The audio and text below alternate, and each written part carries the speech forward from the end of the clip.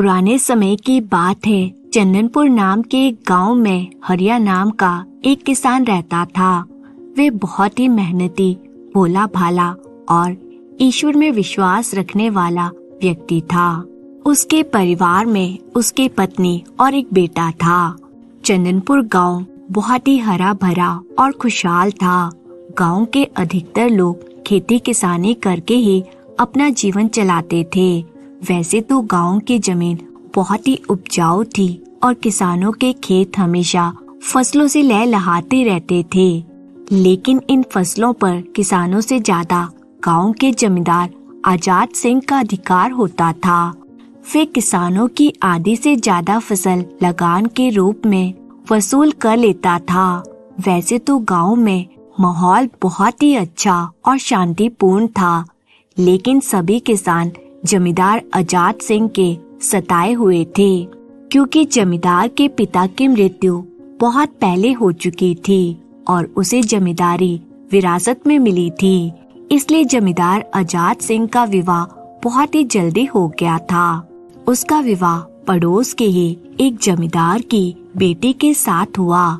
शादी के बाद तो जैसे जमींदार का गांव वालों पर दबदबा और भी ज्यादा बढ़ गया था, क्योंकि जमींदार की पत्नी जमींदार से भी 2 कदम आगे थी। उसने आते ही जमींदारी की सारी बागडोर अपने हाथों में संभाल ली। अब तो गांव वालों पर जमींदार के अत्याचार और भी बढ़ गए थे।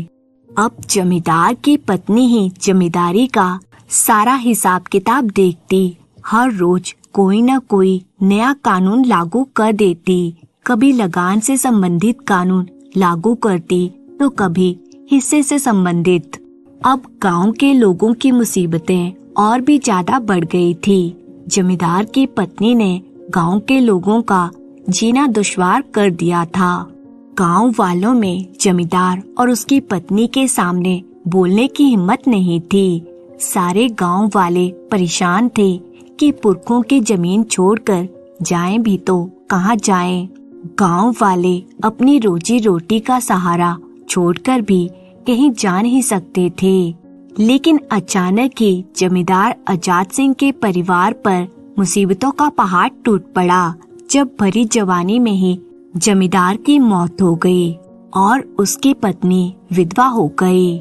जमींदार आजाद सिंह के शरीर की तो राख बन गई, मगर उसकी आत्मा ने इस गांव को नहीं छोड़ा। आजाद सिंह की आत्मा पीपल के पेड़ पर, खेतों, नदियों, तालाबों में भटकने लगी। गांव में सबको पता चल गया कि आजाद सिंह भूत बनकर जगह जगह दिखाई देता है। पति के जाने के बाद भी जमींदार की विधवा पत्नी ने गांव वालों पर कोई तरस नहीं खाया। वह पहले की ही तरह बड़ी कठोरता से गांव वालों से लगान वसूल करती। अगर कोई गरीब लगान देने में आनाकानी करता तो उसे कठोर दंड दिया जाता। एक दिन हरिया अपने कंधे पर कस्सी और सर पर एक टोकरी में कुल्हाड़ी, रोटियां और पीने के पानी की हंडिया रखकर अपने खेत की जुताई करने खेत में पहुंचा। तभी उसे तीतर की आवाज सुनाई दी तो हरिया ने सोचा कि यह तो बुरा शगुन है। फिर भी हरिया थोड़ा और आगे बढ़ा तो उसे सामने झाड़ियों में सफेद कपड़ों में खड़ा एक आदमी दिखाई दिया। हरिया उसके पास गया, मगर वह उसके पहचान में नहीं आया। फिर हरिया ने उसे राम राम करके पूछा, कौन हो भाई? सफेद कपड़े वाले ने कहा, हरिया, तुझे बहुत जल्दी अकड़ आ गई है। ये तो मैंने कभी सपने में भी नहीं सोचा था कि तू मुझे पहचानेगा नहीं। गांव के मालिक को इतनी जल्दी भूल जाएगा। अभी तो मुझे मरे हुए इतने दिन भी नहीं हुए हैं। तभी हरिया ने उसे पहचाना और मन में सोचा, अरे यह तो जमींदार आजाद सिंह का भूत है, मगर अब डरने से क्या होगा। तभी हिम्मत जुटाकर वह बोला, अन्नदाता, शक तो मुझे हो गया था, मगर सोचा आप तो स्वर्ग में राज कर रहे होंगे। यह तो हम जैसे गंवार लोग भूत बनकर पेड़ पेड़ भटकते हैं। हरिया की ऐसी बात सुनकर भूत थोड़ा मुस्कुराया और कहने लगा, हरिया, जब तक मैं जीवित रहा मैंने इस गांव पर खूब राज किया। अब राज करने की बिल्कुल भी इच्छा नहीं है। तुम मानो या ना मानो, पर सच्ची बात तो यही है कि अपने गांव के किसानों की भलाई के लिए तो मैंने स्वर्ग का राज भी कबूल नहीं किया। जब तक जीवित था तुम लोगों को बहुत दुख दिया, मगर अब भूत बनकर तुम्हारे खेतों की रखवाली करूंगा। तुम्हारा कुछ तो बोझ हल्का होगा। हरिया ने फिर कहा, जमींदार साहब, हमारा जन्म तो मालिकों की सेवा करने के लिए ही हुआ है। हम तो आपके लिए ही रात दिन पसीना बहाते हैं, इसमें भला बोझ कैसा? जमींदार का भूत फिर मीठी आवाज में बोला, नहीं हरिया, वह तो मेरी पत्नी थी जिसका कहना मुझे मानना पड़ता था। अब तो मरकर मेरी अकल ठिकाने आ गई है। मैंने धन के लिए तुम लोगों पर कितना जुल्म किया था। अब पता चला कि मरने पर एक मुट्ठी दाने की भी साथ नहीं जाती है। अब देखो, पंडितों के प्रतिदिन पूजा पाठ की वजह से मैं अपनी हवेली को देखने के लिए भी तरस जाता हूँ। अब मेरा अपनी पत्नी और बेटे से कैसा नाता, सब स्वार्थ का रोना धोना है। मैं हवेली में जाने के लिए बड़ा तड़पता हूँ, मगर वे मुझे पाँव ही नहीं रखने देते हैं। अब मुझे बड़ा पछतावा होता है कि क्यों इनके लिए मैंने तुम्हें इतना कष्ट दिया। अब मैं तुम लोगों के कुछ काम आ जाऊं तो मुझे शायद कुछ शांति मिल जाए।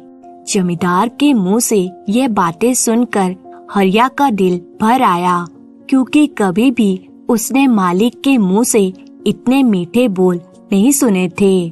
फिर हरिया हाथ जोड़कर कहने लगा, मालिक, आपने अपने मुंह से यह बात कही वही बहुत है।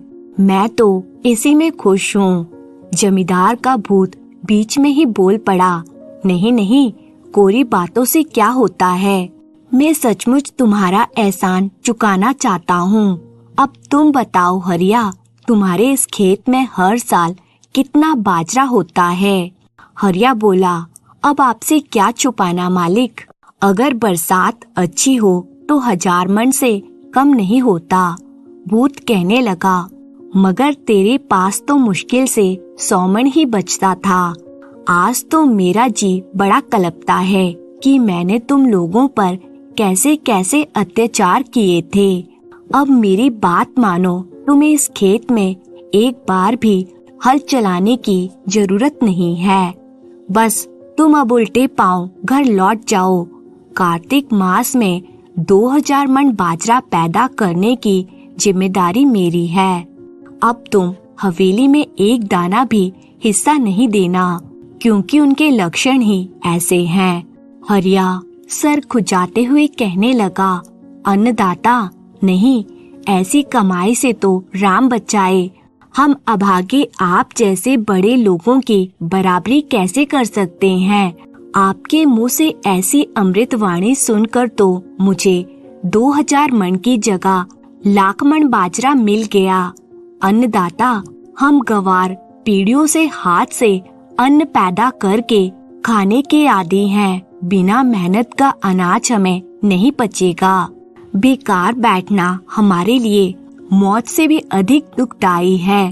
अब यह बात जमींदार के भूत को चुभ गई, मगर फिर भी गुस्से को दबाकर वह कहने लगा, अच्छा तो हरिया, तुम्हारा मतलब यह है कि हम जमींदारों को ही दूसरों का माल पचता है, हम हराम की खाते हैं। हरिया कोहनियों तक हाथ जोड़ते हुए कहने लगा, नहीं नहीं अन्नदाता, कभी मेरे मुंह से ऐसी बात निकले तो मेरी जीभ में कीड़े पड़ जाएं। आप बड़े आदमियों का काम ही आराम फरमाना है। आपके तो पिछले जन्म के पुण्य ही ऐसे हैं। जमींदार का भूत थोड़ा हरिया के पास आया और कहने लगा, झूठी दया दिखाने से क्या होता है, अब मैं तुझे करके ही दिखाऊंगा। हरिया, अब तुझे अपने खेतों में पाँव रखने की बिल्कुल भी जरूरत नहीं है। जब तुझे घर बैठे 2000 मन बाजरा हाथ लगेगा तब तुझे मेरी दयालुता का पता चलेगा। तुम किसान लोग एक बार आराम का दुख उठाओ तो सही। हम तो यह दुख पीढ़ियों से उठाते आ रहे हैं। अब हरिया तो बड़ी दुविधा में पड़ गया। ना तो मुफ्त में बाजरा लेना चाहता था और ना ही भूत से विवाद करना चाहता था। हरिया को मन ही मन डर था कि भूत भी जमींदार का है, अगर बिगड़ गया तो घर को मिट्टी में मिला देगा। फिर सोच विचार करके बोलने लगा, अन्नदाता, अगर अनुमति हो तो खेतों की जुताई तो कर ही दूं। आप कहाँ इन झाड़ियों में फंसते फिरेंगे। भूत कहने लगा, तुम्हें पसीना बहाए बिना तसल्ली नहीं मिलती क्या? तेरे घर 2000 मन बाजरा पहुंच जाएगा। अब घर जा और चैन की बंसी बजा। अब इन खेतों की ओर देखने की भी जरूरत नहीं है। भूत नहीं माना तो हरिया खेत में एक बार भी कस्सी चलाए बिना ही घर चला गया।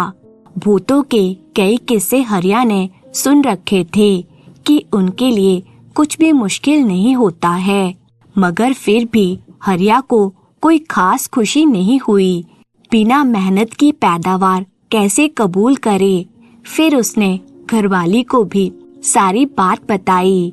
जब उसकी पत्नी ने पूरी बात सुनी तो उसे एड़ी से चोटी तक आग लग गई, जैसे नागिन की पूंछ पर पांव रख दिया हो। वह तनतनाते हुए कहने लगी, हमें नहीं चाहिए हराम का एक भी दाना। इससे तो अच्छा है हम भूखे मर जाएं। जीते जी जमींदार ने हमें इतने दुख दिए हैं, तुम्हें क्या लगता है मरकर वह हम पर मेहर करेगा? तुम्हें उस जालिम पर भरोसा हो तो हो, मगर मुझे उस पर रत्ती भर भी भरोसा नहीं है। हरिया फिर अपनी पत्नी को समझाते हुए कहने लगा, भूत की बात तो मेरे गले भी नहीं उतरी, पर क्या करता, मुझे झूठ मूठ ही बलि का बकरा बनना पड़ा। अगर वह कहीं बिगड़ गया तो हमारे इकलौते बेटे को कुछ नुकसान ना पहुंचा दे। बस इतना सोचकर ही मैं चुपचाप घर आ गया। बेटे के जोखिम की बात सुनकर उसकी पत्नी भी थोड़ी डरी और हौले से बोली, मुझे भरोसा तो नहीं है कि जमींदार का भूत हमें 2000 मन बाजरा पैदा करके देगा, मगर फिर भी उसकी बात पूरी हो गई तो हम उस बाजरे का एक दाना भी घर में नहीं रखेंगे। आधा बाजरा तो हवेली छोड़ आएंगे और आधा चींटियों और कबूतरों को डाल देंगे। हम तो बस अपने मन को यही कहकर समझा लेंगे कि अकाल पड़ गया है। दोनों पति पत्नी ने अपने आप को यही कहकर समझाया। अगले दिन आसमान में बादल छा गए। छाए हुए बादलों ने खूब पानी बरसाया। चारों ओर पानी ही पानी हो गया। जल से भरे खेत काफी दिनों बाद जोतने लायक हुए। गांव के सारे किसान अपने हल बैल लेकर खेतों की ओर चल पड़े तो हरिया से भी नहीं रुका गया। वह भी अपने बैल जोत कर खेत में पहुंचा तो जमींदार का भूत उन्हीं झाड़ियों के बीच खड़ा था। हरिया ने उसे राम राम की तो भूत बोला, तुम्हें इतना मना किया था फिर भी तू हल जोत कर आ गया। मेरी बात पर तुझे भरोसा नहीं हुआ। बैलों को रोक कर हरिया बोला, नहीं अन्नदाता, मेरी इतनी हिम्मत कहाँ जो मैं आपकी बात पर भरोसा नहीं करूं। अन्नदाता, मेरी पूरी जिंदगी में इतनी जोरदार बारिश कभी नहीं हुई। फिर मैंने सोचा अब तक जो खाते आए हैं वह भी तो आपका दिया हुआ है। सच कहूँ मैं आज तक खाली नहीं बैठा। बरसात होते ही मेरा रोम रोम काम करने के लिए तड़पने लगा। अब आपकी मर्जी हो तो खेत में कुछ लकीरें खींचने दें। भूत सिर हिलाते हुए बोला, ना, इस साल तो तुझे खेत में पाँव भी नहीं रखने दूंगा। तुम लोग ही हमें कोसते थे कि हम हाथ पर हाथ धरे ऐश करते हैं। अब पता चला कि खाली बैठकर ऐश करना कितना मुश्किल होता है। तू तो एक दिन में ही घबरा गया। हमें देख, हम पूरी जिंदगी मक्खी भी नहीं उड़ाते। दुनिया में हर आदमी को अपना दुख और दूसरों का सुख बड़ा भला लगता है। यह तो हमारा ही कलेजा था जो चुपचाप मजे लेने का दुख झेलते रहे, कभी उफ तक नहीं की। आज भी भूत के आगे हरिया की एक न चली तो वह उल्टे पांव घर वापस लौट आया। जमींदार के भूत ने हरिया को खेतों में हल नहीं चलाने दिया। गांव के सब किसानों ने अपने अपने खेत जोत दिए, पर हरिया का खेत उजाड़ पड़ा हुआ था। उसने किसी से कुछ बताया भी नहीं। कोई हरिया से जब उसके बिन जुते खेतों के बारे में पूछता तो वह बात को टाल जाता। हरिया के खेत के आसपास के खेतों में बाजरे की हरियाली छाने लगी तो उसका खुद का बदरंग खेत उसकी आंखों में खटकने लगा। अब वे करे भी तो क्या करे। हरिया को एक पल के लिए भी चैन नहीं पड़ रहा था। वे घूमता हुआ अपने खेत की तरफ गया, मगर भूत वहीं का वहीं तैयार खड़ा मिला। भूत पर जब हरिया की नजर पड़ी तो उसने भूत से विनती की, अन्नदाता, सबके खेतों में हरियाली छाई हुई है, पर मेरा खेत एकदम कोरा पड़ा है। आप ही बताइए, बिना बीज बोए खेतों में कैसे पैदावार होगी। फिर भूत हंसकर बोला, बीज बोकर पैदावार करना आदमी का काम है। हम देव जून के प्राणी हैं, जब चाहे लाखमन बाजरा ढेर लगा दें। मैंने तुझे इतना मना किया था कि खेत में मत आना, फिर भी तू अपनी आदत से बाज नहीं आया। फिर हरिया मरी सी आवाज में कहने लगा, अन्नदाता, जी तोड़ मेहनत करने के बाद भी फसल अच्छी नहीं होती है तो हमारे हाथ कुछ नहीं लगता, तो हमारा मन अपने आप ही समझ जाता है, पर बिना जुते खेत बड़े बुरे लगते हैं। अन्नदाता, अब भी देर नहीं हुई है, मुझे जुताई करने दे, खाली बैठे बैठे तो मैं पागल हो जाऊंगा। भूत फिर जोर से हंसा और बोला, हरिया, तुझे अब पता चला कि खाली बैठने से कठिन और दुनिया में कोई काम नहीं है। लेकिन तुम लोग हमें देखकर कुढ़ते थे, जलते थे। अब तो तुझे पता चल ही गया होगा कि मेहनत से बड़ा सुख दुनिया में कोई नहीं है। हरिया लगातार भूत से मिन्नतें करता रहा कि वह उसे खेत जोतने दे, मगर भूत टस से मस ना हुआ। उसने हरिया को खेतों में हल जोतने नहीं दिया। लोगों के खेतों में समय पर जुताई हुई, बाजरे के बीज बोए गए। थोड़े ही समय में खेतों में हरियाली छा गई। बूटे बूटे पर बाजरे के फूल निकल आए। लहराता बाजरा मानो धरती को ऊपर उठा लेगा। हरिया अपने खेत को देखता तो उसका दिल जल जाता। वे बार बार भूत के आगे हाथ जोड़ता, गिड़गिड़ाता, पर भूत अपनी बात पर अड़ा रहा। हरिया ने आंखों से आंसू निकाले तो भूत बोला, अभी तो हराम की पैदावार हुई भी नहीं, उससे पहले ही तो हाय हाय करने लगा। ये काम इतना हंसी का खेल नहीं। वह तो हम जमींदारों की मजबूत छाती थी जो पीढ़ियों तक दूसरों की मेहनत डकारते रहे और चूं तक नहीं की। फिर हरिया अपने कान पकड़कर बोला, अन्नदाता, 1000 बार कान पकड़ता हूँ, खाली बैठने से तो जिंदा जलना लाख गुना अच्छा है। भूत भी कहाँ चुप रहने वाला था, कहने लगा, तुमने हमें कई पीढ़ियों तक खाली बैठाकर सताया है। एक बार तू भी तो यह दुख उठाकर देख। तुझे तो अभी से छठी का दूध याद आ गया। रोज मना करता हूँ, फिर भी रोज खेतों को देखने चला आता है। इन्हें देखे बिना तुझे चैन नहीं पड़ता। अब तो हरिया पूरी तरह बेबस हो चुका था। खेतों पर आता है तो जमींदार के भूत पर उसका बस नहीं चलता, और घर पर रहता है तो उसे चैन नहीं पड़ता कि उसके जीते जी खेत खाली पड़े हैं। गांव के लोग हरिया की हंसी उड़ाने लग गए और उसे अपने खेतों का चक्कर लगाए बिना चैन ही नहीं पड़ता, मगर हर बार भूत उसे वहीं मिलता। एक दिन हरिया भूत के पैरों में अपनी पगड़ी रखकर कहने लगा, अन्नदाता, अब की बार खेती करता तो 10,000 मण बाजरा होता।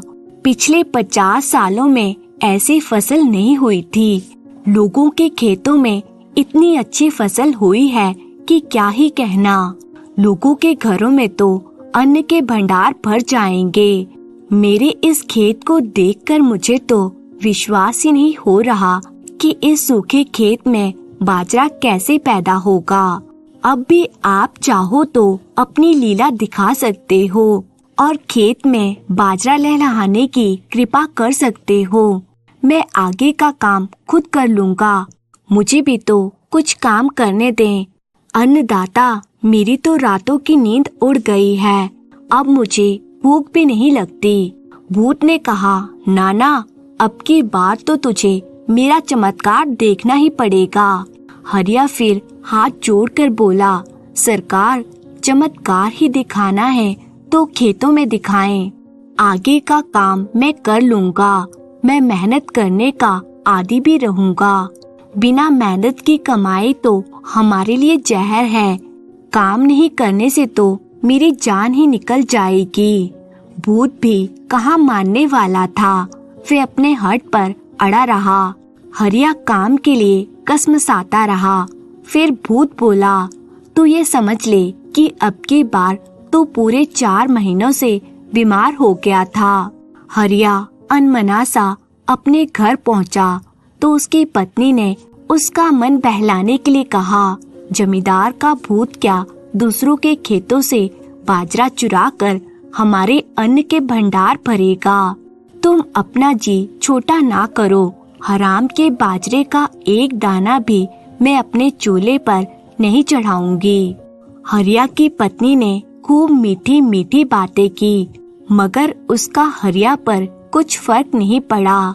अगले दिन हरिया फिर अनमना सा खेत में पहुंचा तो भूत सामने आकर बोला, हरिया, आज तो तू बड़ा उदास लग रहा है, क्या बात है? हरिया ने कहा, क्यों भोले बनते हैं सरकार? मेरे दिल की आग क्या आपसे छुपी है? आपसे विनती है कि आप सिट्टियों का ढेर यहीं लगा दें। आगे का काम तो मैं अपने हाथों से कर ही लूँगा। बिना काम के तो मेरी हड्डियाँ दुखती हैं। भूत फिर बोला, हरिया, गद्दों पर सोते सोते हमारी हड्डियों का क्या हाल हुआ होगा। हमने तो कभी इतना रोना धोना नहीं किया। तुम्हें इतने ही आराम से नानी याद आ गई। हरिया बोला, अन्नदाता, मैं जब तक जीऊंगा आपका गुणगान करूंगा, धूप बत्ती करूंगा, पर मुझे कुछ न कुछ काम करने दें। भूत गुस्से से बोला, एक बार इस मुंह से ना कर दिया तो अब इसी मुंह से हाँ नहीं करूंगा।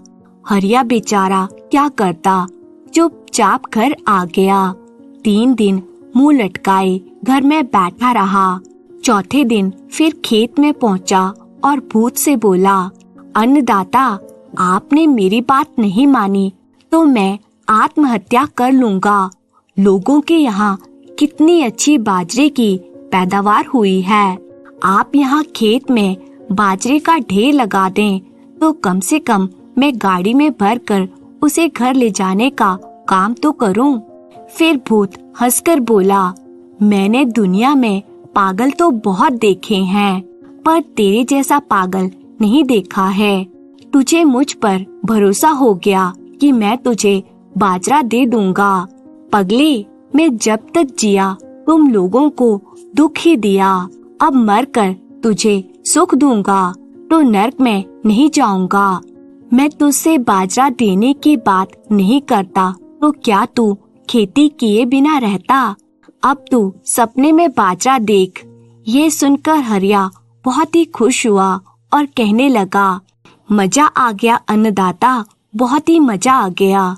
आपने इतने बड़े दुख का पहाड़ मेरे सर से उतार दिया। बाजरा हाथ नहीं लगा इसकी मुझे रत्ती भर भी चिंता नहीं। बाजरा हाथ लगता तो मुझे चिंता जरूर होती। धरती और मेरे पसीने का खूब मेल है। जिंदा रहा तो ढेर सारा बाजरा अगले साल उगा लूंगा। अब तो मैं घर जाकर 5 सेर गुड़ बांटूंगा।